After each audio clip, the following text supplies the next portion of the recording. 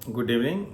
जैसा कि आपने मेरी नई वीडियो देखी जो कि रिलीज़ हुई थी, जो अकाउंटिंग स्टैंडर्ड 1 पे थी, जो कि प्रेजेंटेशन ऑफ फाइनेंशियल स्टेटमेंट है, और उसके अंदर जो जो डिस्क्लोजर कंपलसरी हैं और जो चेंज इन अकाउंटिंग पॉलिसीज़ है, any change in accounting policy should be disclose in the notes to account. अगर आप नोट्स टू अकाउंट में डिस्क्लोज करते हो तो उससे क्या होता है, आपकी कंपेरेबिलिटी और एक यूनिफॉर्मिटी मेंटेन रहती है। उस मेंटेन से ये होता है कि आप 2 ईयर के कंपेयर कर सकते हो और साथ ही साथ 2 इंडस्ट्रीज को भी कंपेयर कर सकते हो। दो मतलब सेम इंडस्ट्री में दूसरी एंटिटी के साथ आप कंपेयर कर सकते हो।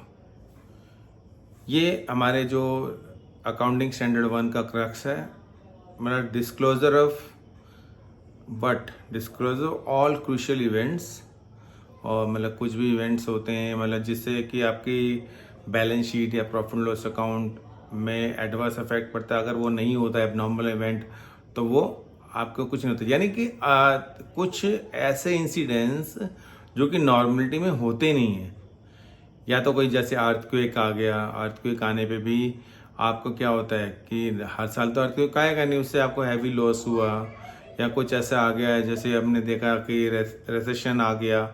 रेसेशन तो सबके लिए आया गया, लेकिन दूसरा और भी होते हैं। जैसे अभी हमारा कोरोना का जो एग्जाम्पल था, कोरोना एग्जाम्पल में हमने देखा था कि सारी इंडस्ट्री का डाउन होता है, लेकिन हमें इस साल को, कोरोना ईयर्स को प्रीवियस ईयर से नहीं कंपेयर करते, तो ना ही नेक्स्ट ईयर से कंपेयर कर सकते हैं, क्योंकि ये अलग है। तो इसका डिस्क्लोजर भी हमें कोरोना वाले साल में देना ही पड़ेगा।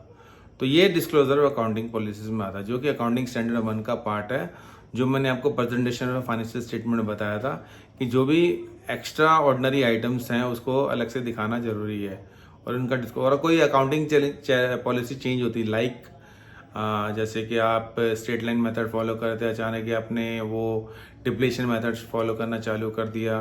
कुछ और भी पॉलिसीज हैं, अकाउंटिंग पॉलिसी बहुत सारे टाइप की होती हैं। कोई भी चेंज करते हैं तो उसका डिस्क्लोजर देना जरूरी होता है। जिससे क्या होता है, आपकी कंपेरेबिलिटी, यूनिफॉर्मिटी और स्टेक होल्डर पे आपकी फाइनेंशियल स्टेटमेंट का जो फेथ है वो बढ़ता है। और आप मेरा अकाउंटिंग स्टैंडर्ड 1 का जो वीडियो है उसे देखिए ध्यान से, उसमें मैंने प्रेजेंटेशन के फॉर्म में सारी चीज़ें उसमें बताई हैं। और एक नई वीडियो के साथ जो अकाउंटिंग स्टैंडर्ड जो 2 है हमारा, उसके साथ मिलेंगे नई वीडियो में। तब तक के लिए goodbye, thank you very much, good day.